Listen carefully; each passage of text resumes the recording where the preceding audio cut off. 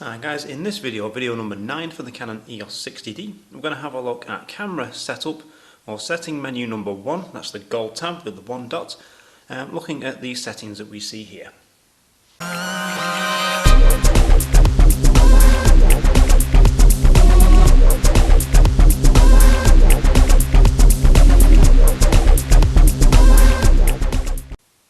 Okay, so camera setup menu number 1, if I can talk.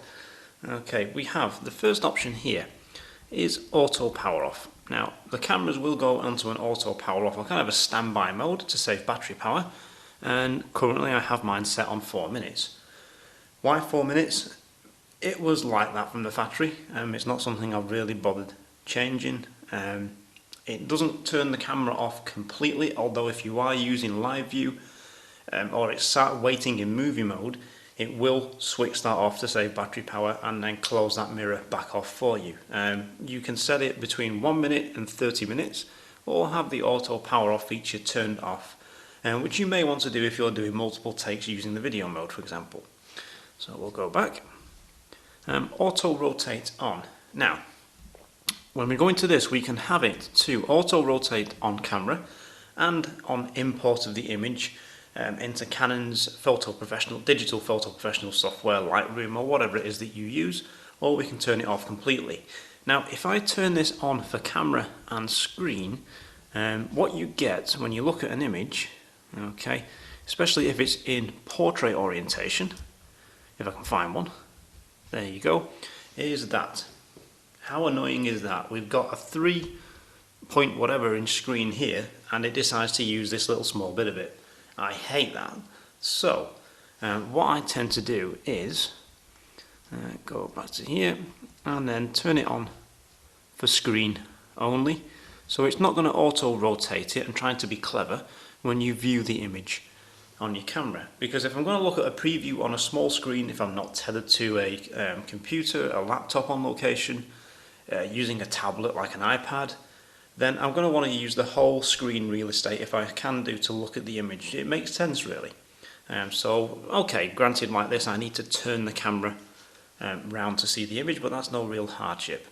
So I tend to have it just on for screen. There we go. Format. Now I'm not going to actually format this card because I need what's on there for other videos. We can do a normal format.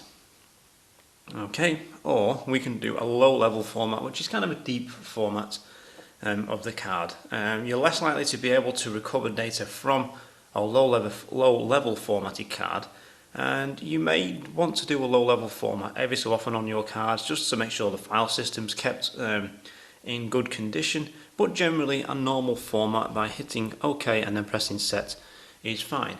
I do recommend formatting your cards whenever you come to use them in your camera, but have a couple of cards that you use and cycle through them. I have a system in a little pouch where a card goes in face down, okay, with text on the back, so it's with my name and phone number face down. I know it's been used and there's something on there. Something which is ready for use is card facing up, where you would see the brand name like SanDisk. So I know which card on quick glance I can put into a camera and format ready to go. And I tend to cycle through a few cards so I have a backup kept on the card of a shoot or a couple of shoots ago. Okay, so next is file numbering. Now we can tell the camera to run continuous file numbering, so you will see file name img underscore 0001, 002, 3, 4, all the way up to 9,999 or whatever it goes up to, and then it will start the counter again. You may want to have it auto reset or manually reset the counter, depending on what you're doing. If you're shooting with multiple cameras maybe, where the file names could start to cross, because don't forget we have this limited range of 9,000 or just under 10,000 images in terms of the file numbers, you may end up having two cameras kind of spitting out the same file name or number for any given kind of files during a shoot. It could be weddings that you shoot, for example, so you may want to use these other features for that. Be careful when you are importing from two cameras and make sure you keep them separate for that very reason as well. Sometimes you can start to overlap on the file names. So select folder. Now this is quite handy on this. Not all cameras have this.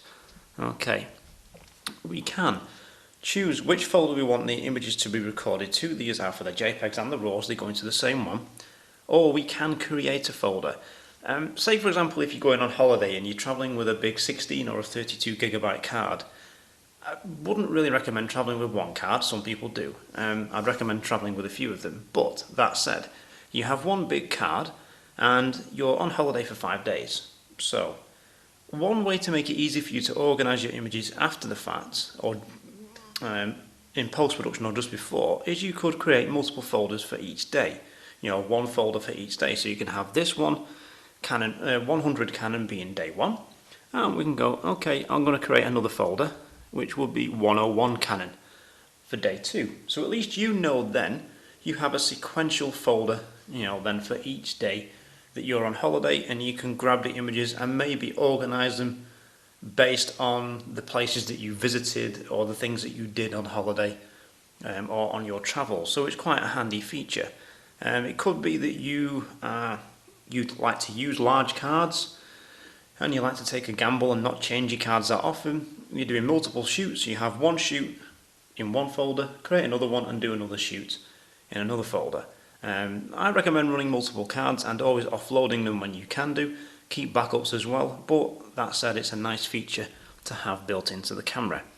So this has just been a quick look at the camera setup menu number 1, gold tab number 1, and any questions, comments, stick them below. Don't forget to like and share, subscribe, pass these over to people who have just got or are maybe just about to buy the 60D. It's still a very, very good camera. It's still available in the Canon lineup, and the price will be dropping, I imagine, shortly because they've announced the 70D, so it's a good deal. Thank you very much again for watching, and I will see you guys in the next video.